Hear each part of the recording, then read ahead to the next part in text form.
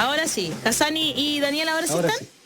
Ahora sí te escucho, Daniel. Sí, estamos. Sí, perfecto. Por fin. Hassan. Y a ti también. Ay, sí. Te estamos escuchando. Tú eres el más importante, Hassan.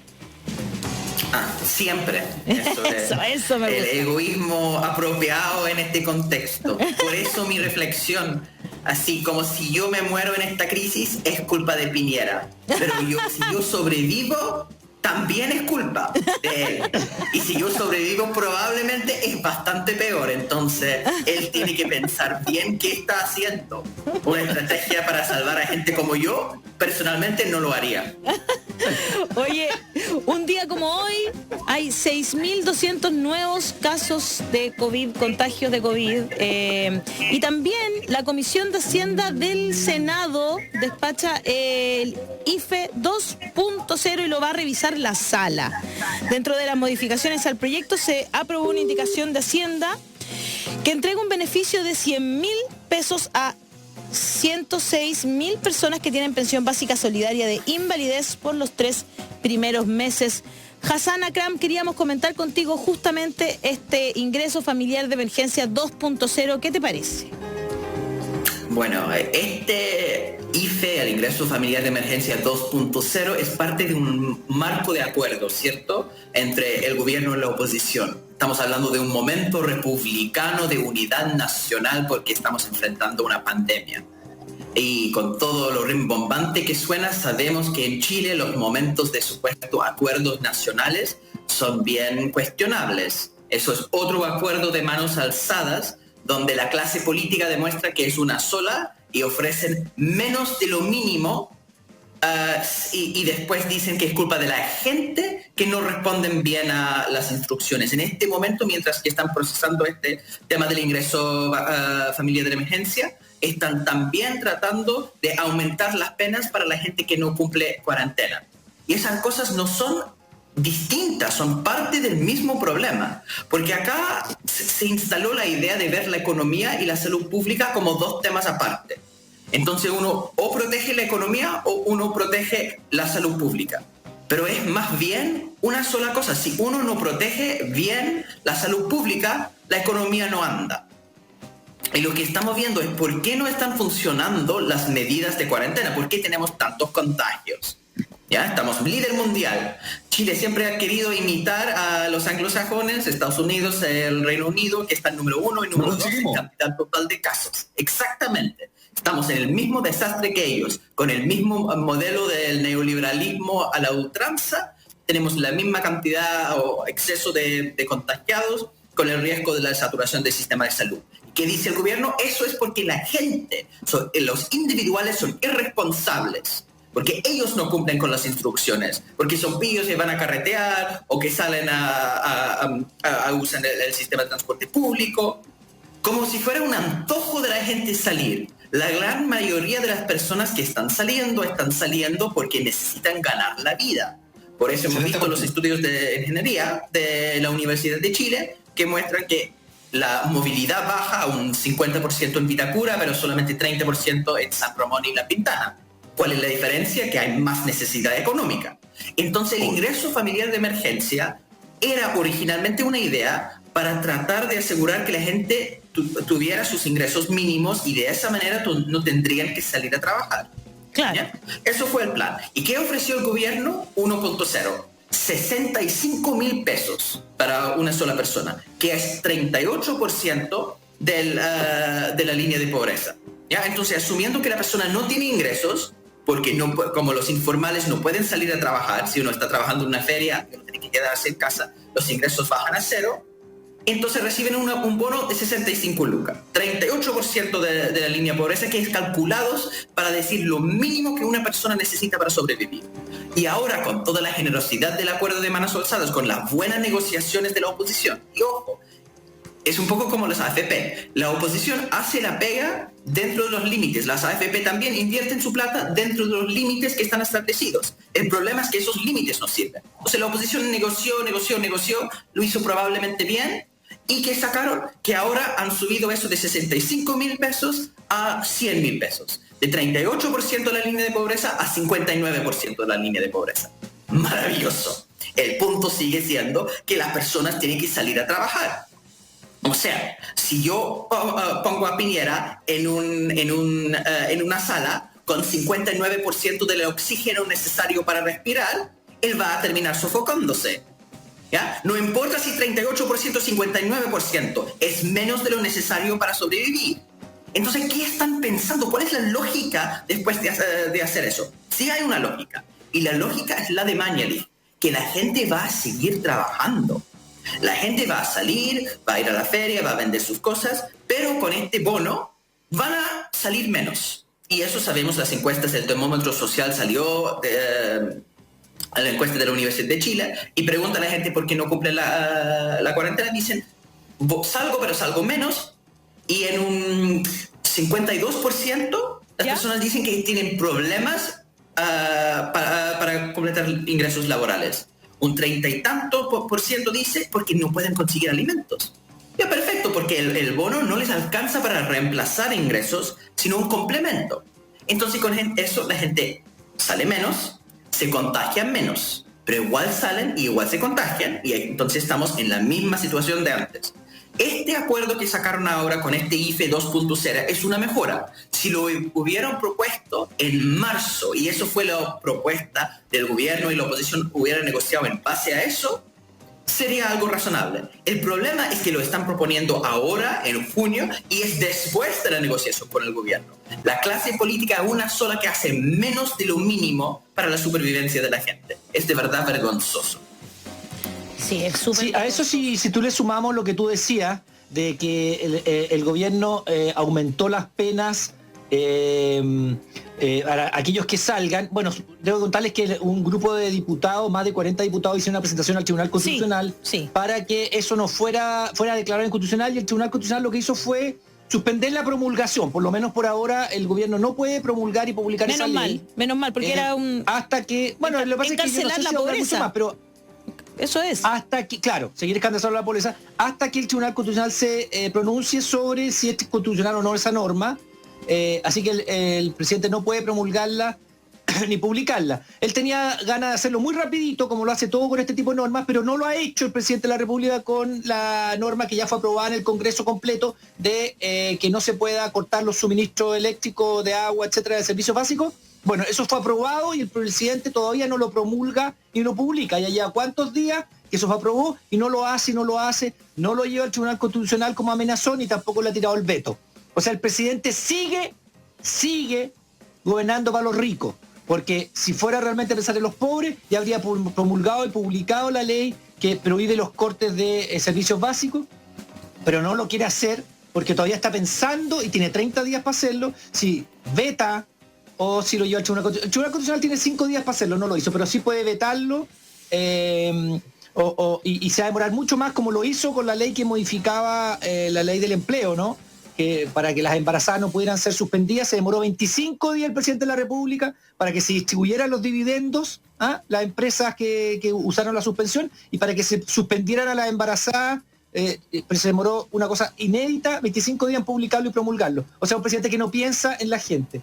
Lo otro que quería decir, y con esto termino, es que la ficha social, la ficha familiar de hogares, mucha gente se está quejando que le cambiaron pues tramo, ¿no? El Ministerio de Desarrollo Social, muchísimas... Un reportaje, una nota en realidad en La Voz de los que Sobran, incluso dando cuenta de... A nosotros nos han llegado muchas denuncias sobre eso, que le cambiaron el tramo, digamos, ya no están dentro del 40, sino están dentro del...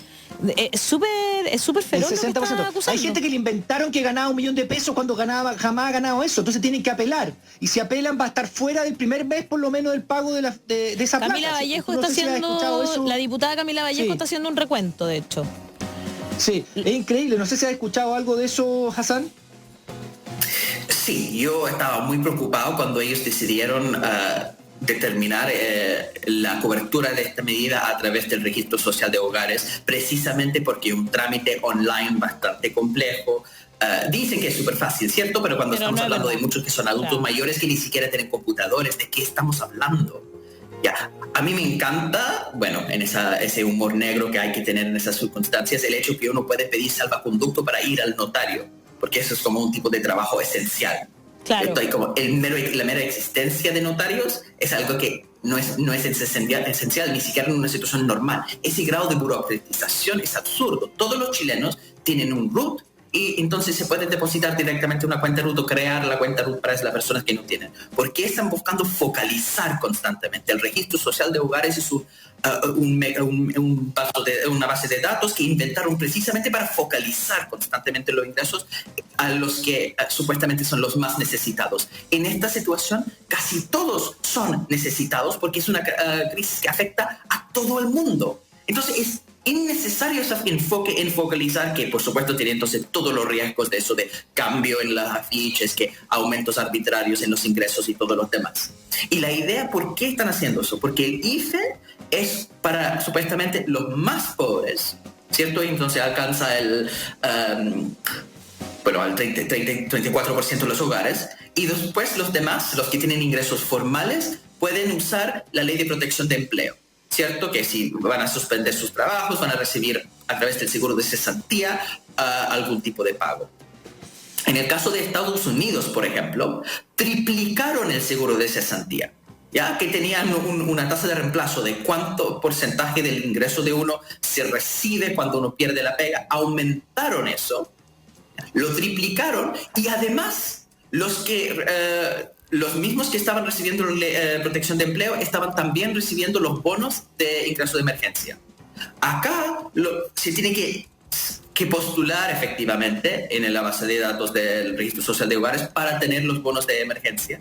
Y si uno tiene los ingresos de la Ley de Protección de Empleo, uno no recibe el bono de emergencia total. Se reduce, entonces el mínimo de 100. ¿Ya? Entonces esta lógica de complementar ingresos, de focalizar, en vez de hacer algo universal en este momento, ¿ya? Es no entender la envergadura de la crisis. No es solamente los que viven abajo de la línea de pobreza en situación normal los que están sufriendo. Cuando la Universidad de Chile pregunta a toda la población, es un 52% que dicen tenemos problemas con llegar a fin de mes, con pagar sin poder trabajar, y es un tercio que dicen que no tienen acceso a comida. No estamos hablando de los más pobres de los más pobres. La pandemia golpea a todas las familias. No quiero usar el tan vilipendiado concepto de clase media, porque no están en medio de nada en Chile. Si uno saca el 5% más rico de Chile, Chile es de hecho un país bastante igualitario, ¿cierto? Son todos igualmente pobres. Pero esta gente que no está en lo más pobre de lo pobre necesitan esos ingresos. Entonces toda esa lógica de focalización es súper negativo y nos pone en esa cuestión kafkiana de tener que llenar afiches, tener que salir y hacer cola para tratar de demostrar que uno está con los papeles correctos. ¿Por qué insisten en eso? Si la lógica es otra, la lógica tiene que ser hacer todo lo posible para que la gente quede en casa haciendo los trámites más flexibles, no focalizar, no reducir los gastos al mínimo posible en ese sentido. Tener algo de la generosidad que curiosamente este gobierno siempre tiene con los más ricos. Como bien dice Daniel, este es un gobierno que gobierna para los más ricos. Y entonces con ellos es súper generoso y con la gente es bastante austera. Yo a propósito de lo que tú decías de la clase media, me acordó de esos estudios que decían que todo el mundo se decía que era de clase media. Incluso Sebastián Piñera, ¿se acuerdan? Que él también decía que era de clase media. Y como que me viene mucho eso a la cabeza, porque otros que decían que eran de clase media, ¿no es cierto? Lo decían refiriéndose a que en el fondo son pobres, porque son personas que, uno de los dos personas que por ejemplo, tiene un sueldo en la casa, se queda sin ese trabajo, ya no están en la línea, sobre la línea de la pobreza, por ejemplo. Es súper duro lo que pasa ahí. De hecho, a mí, yo no sé si lo he leído por ahí, y yo también debo confesar que soy una de esas personas. Por ejemplo, ahora vamos a tener que volver a pagar dividendos, vamos a tener que volver a pagar ese congelamiento de los créditos, ¿se acuerdan que existió? Ahora se acaba. Y nadie ha hablado de eso. Hay muchas personas, por ejemplo, gente que tenía negocios chicos, que me imagino que congeló lo que pagaba por esos locales, etcétera. Ahora se va a quedar, va a tener que empezar a pagar de nuevo. Y estamos en la época más dura de la pandemia. ¿Sabes lo que dice? No sé si Mauricio quiere decir algo, pero lo que dice Hassan, que es una cuestión que uno, cuando se hacen estos cálculos para el IFE 2.0 y todo eso, se piensa en los que están en el límite de la pobreza. Claro. Pero resulta que la pandemia, lo que dice Hassan tiene tanto sentido. La pandemia no ataca solamente a los que están bajo el límite de la pobreza, ataca a todos. Por lo tanto, todos bajan su nivel de ingresos. Todos bajan su nivel de ingresos. Porque en el fondo no puedes salir a trabajar, no trabajas, no tienes los negocios que tenían antes. Entonces, la baja en tu economía familiar es para, no sé, el 80% de la población. No para solamente los más pobres. Entonces, claro, pero eso es como decirle, el gobierno no quiere meterse la mano al bolsillo. Yo estoy seguro que esos 12.000 millones que están hablando no los van a entregar, como no entregó el Ministerio de Educación la plata para la gratuidad y los otros beneficios. Ustedes deben saber que el Ministerio de Educación tenía y tiene plata destinada a la gratuidad, de acuerdo a la ley, y discriminatoriamente puedes asignarla o no, y ha puesto mi cabeza, porque ya lo comprobaron algunos, que no la ha asignado, la tiene ahí escondidita. Va a pasar lo mismo. Dice que asigna 12.000 millones, pero no los va a asignar porque estamos bajando y tratando de sacar gente. O sea, el otro día Piñera decía que era 2 millones de personas los que iban a ayudar, ¿no? Pero es bastante más, según lo que nos decía el otro día nuestra invitada, ¿no? Clarisa Hardy. Clarisa Hardy. A lo que habían llegado ellos como acuerdo, digamos, que es lo que está diciendo Hassan. Oye, nos llegan algunos... al tiro te doy la palabra, Mauricio. Solamente quería leerles que nos han llegado varios denuncias que dicen que la AFC no está pagando los porcentajes que informaron. Macarena Hoyos específicamente nos dice que, por ejemplo, ella tenía que sacar 300.000 y solo le van a pagar 80.000. Mauricio. No, solo me quería... Es que yo la verdad es que estoy con problemas de conexión, entonces voy y vuelvo. Soy como la... Sí. Soy como la sensatez. Voy y vuelvo.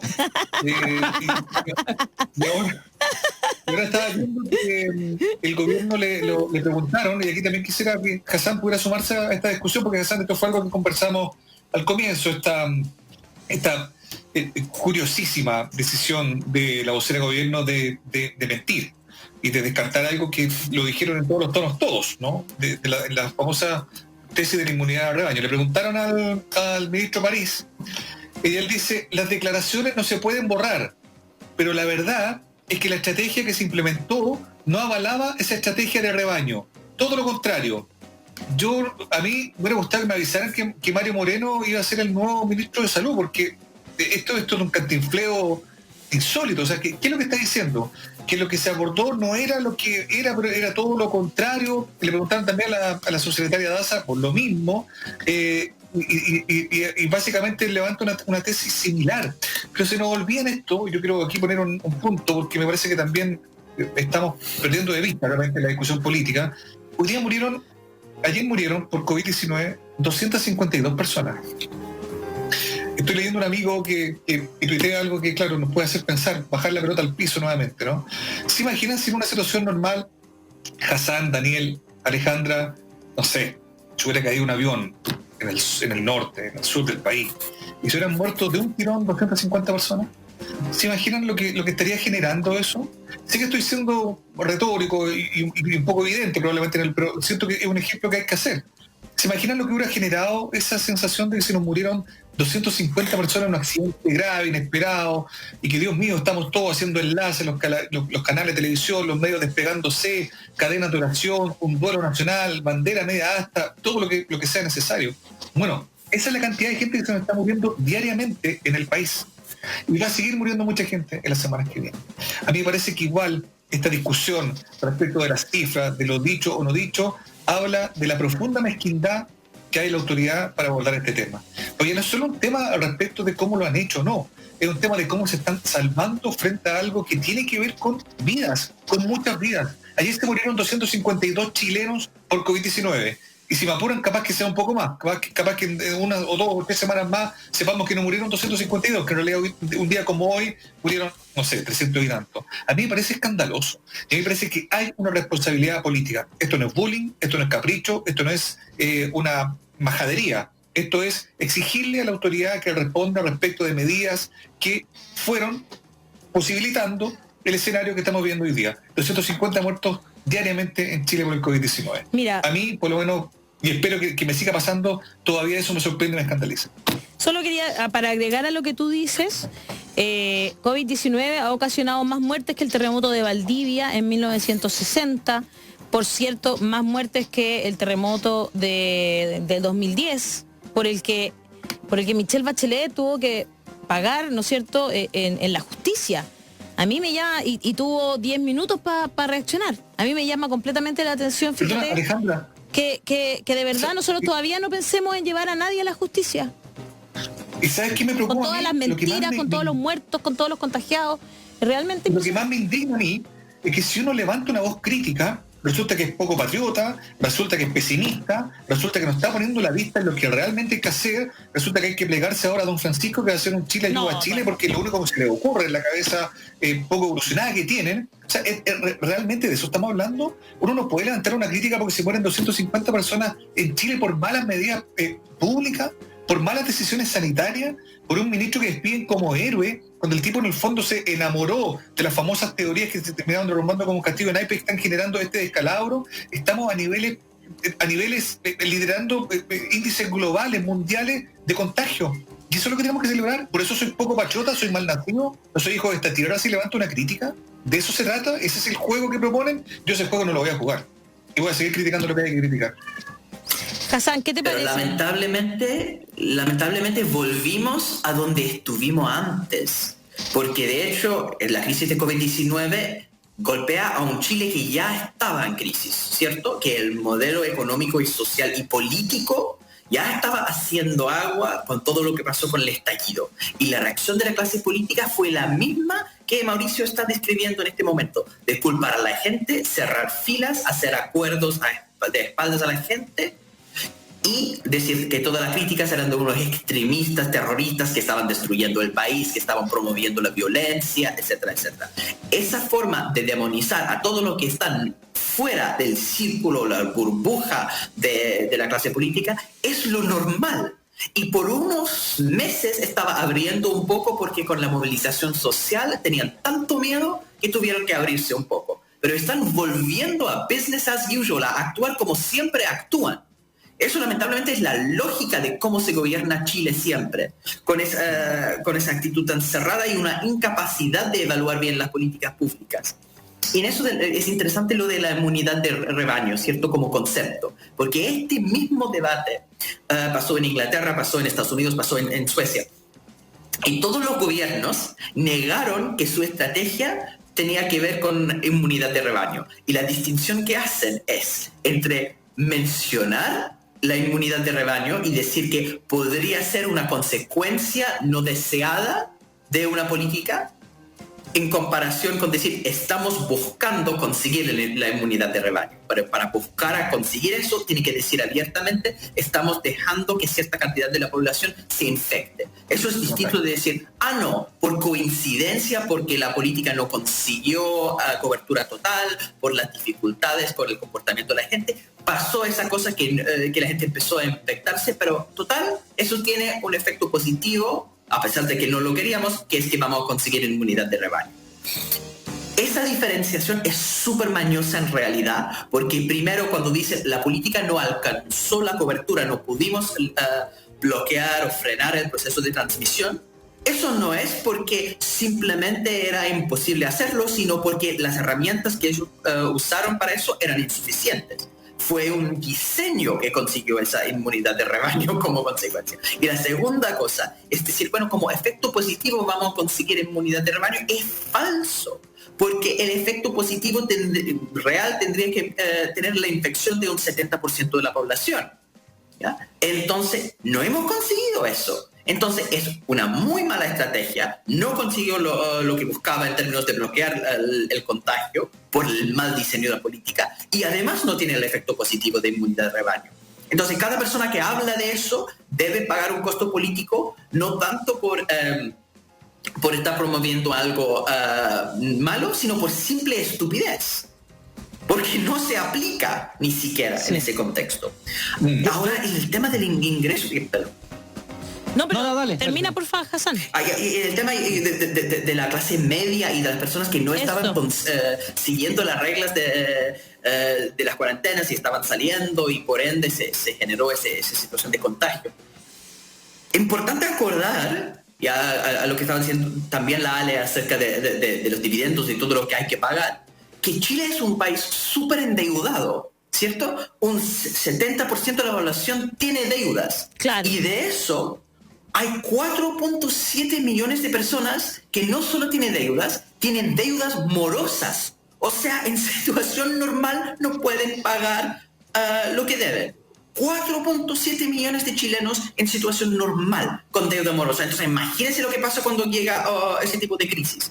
El modelo neoliberal pone a la gente en una situación tan delicada, en situación normal, está tal el nivel de precariedad que gente de la famosa clase media están con el riesgo constante de que llegan a embargar la casa. A mí me sorprendió, yo he sido docente de muchas distintas universidades, yo fui docente de la Academia de Humanismo Cristiano, como de extractos sociales más populares, he sido docente de la Adolfo Ibáñez, donde era de extracto social mucho más alto. Y lo que me sorprendió en Chile es que la cantidad de personas, de estudiantes míos, de familias más, entre comillas, acomodadas, que estaban con el banco amenazando con embargar la casa. Porque la realidad de la deuda es parte asumido cotidiano de la vida de los chilenos. Y entonces no hay ninguna capacidad de resistencia si esa economía cotidiana tan precaria enfrenta a un choque externo.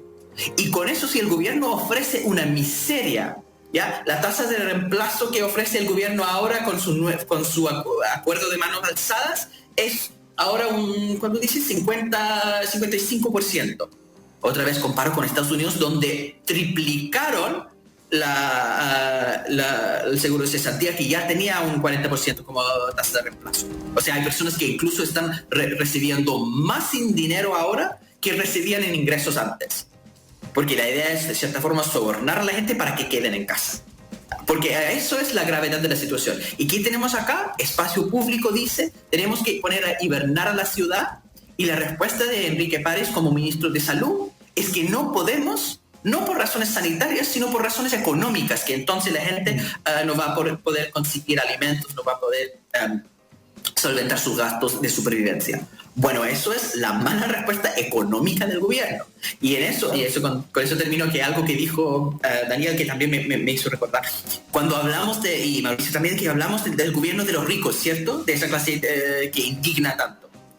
Ni siquiera es un buen gobierno para los ricos. ¿Ya? Es un gobierno para los ricos porque cuando uno tiene un alcohólico y pide piscola, perfecto, eso es lo que más quiere el alcohólico.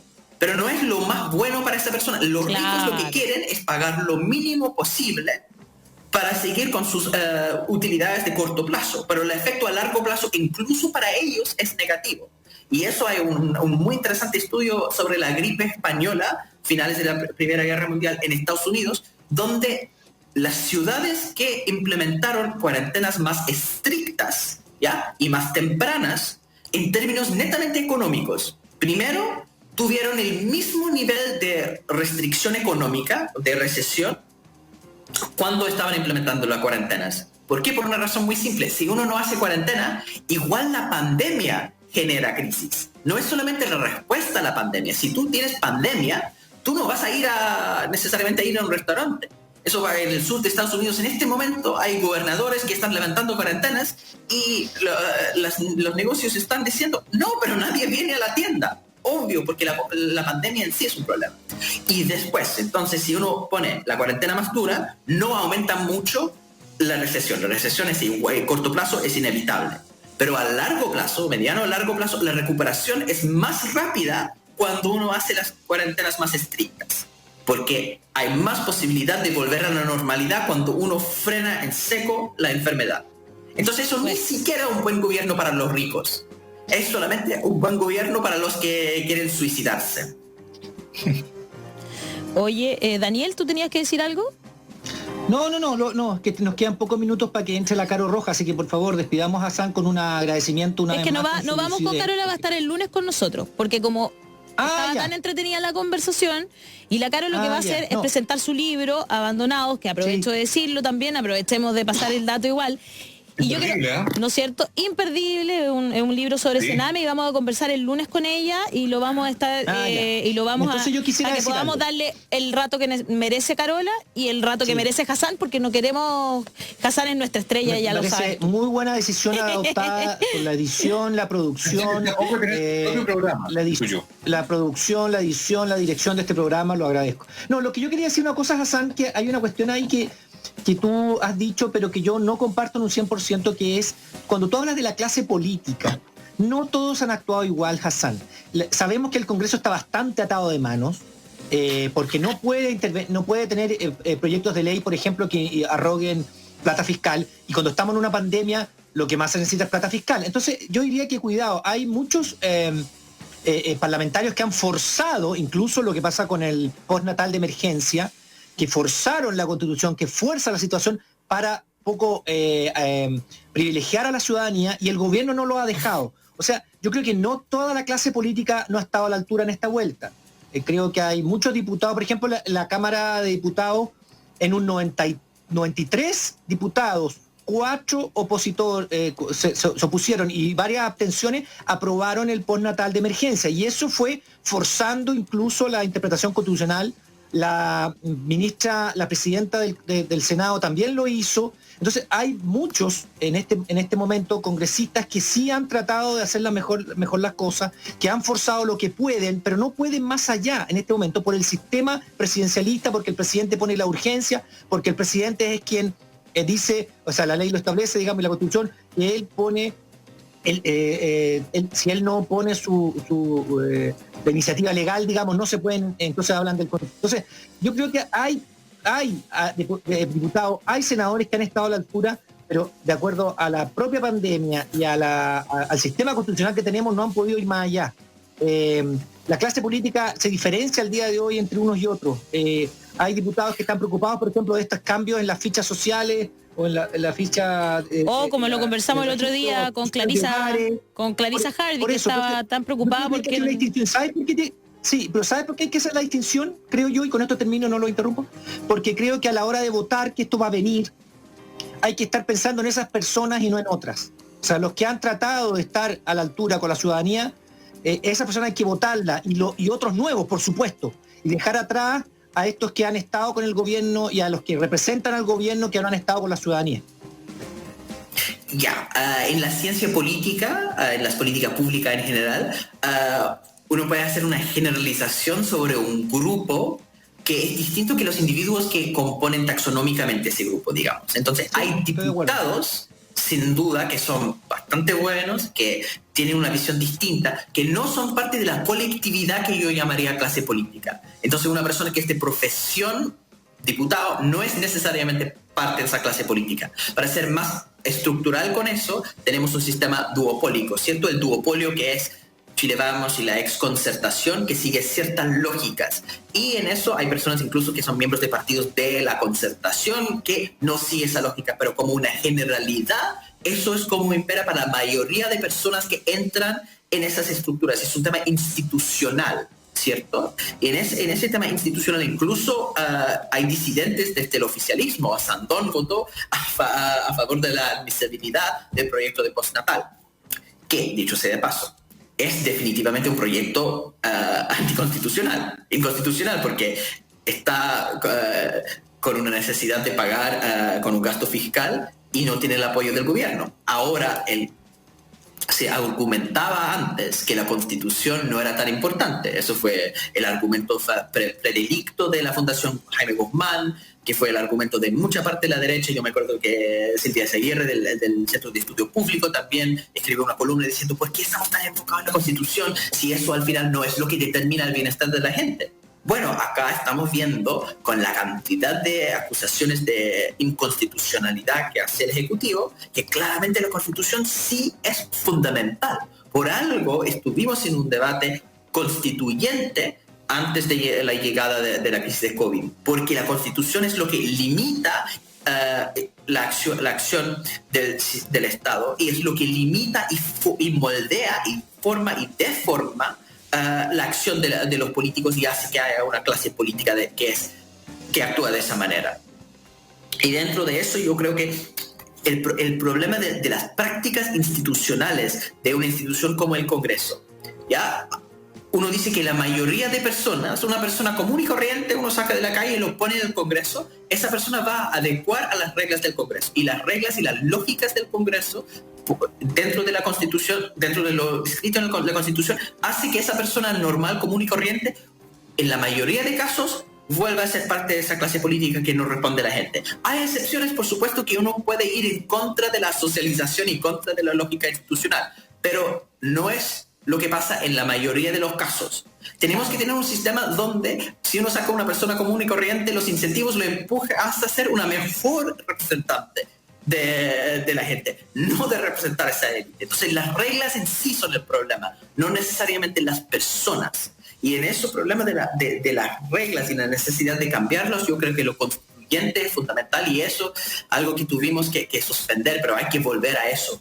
Eso creo de hecho, yo creo que lo que urge en el momento de votar. Exacto. Hay que pensar en eso. Y hoy tenemos que más que nunca, porque están tratando acá, ¿eh? y están tratando de tirarlo para atrás. Están tratando de tirarlo para atrás, digámoslo o no. O sea, espero que lo que conversamos al principio, esto de que quieren poner de nuevo esta estrategia de rebaño, digamos, no sea real, digamos, que sea una apreciación de nuestro amigo Bacigalupe, pero de verdad